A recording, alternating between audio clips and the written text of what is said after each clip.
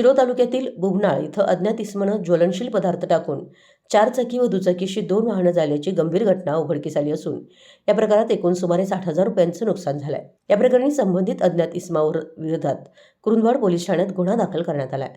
सुकुमार सुभाष कबाडे यांनी कुरुंदवाड पोलिसात फिर्याद दिली आहे। पोलिसातून मिळालेली माहिती अशी की मंगळवारी मध्यरात्री या सुमारास कबाडे यांच्या घरासमोर उभी असलेली 4 चाकी टाटा अल्ट्रोज क्रमांक MH10 EE 8258 ही 4 चाकी कार आणि हिरो स्प्लेंडर प्लस क्रमांक MH9 CX 4859 दुचाकी या वाहनावर अज्ञात इसमानं ज्वलनशील पदार्थ टाकून आग लावली।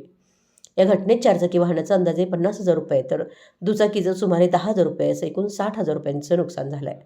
पहाटे ही घटना उघडकीस येताच परिसरात खळबळ उडाली असून नागरिकांमध्ये भीतीचं वातावरण निर्माण झालंय। मराठी एस न्यूजसाठी कुरुंदवाडहून संदीप अडसूळ।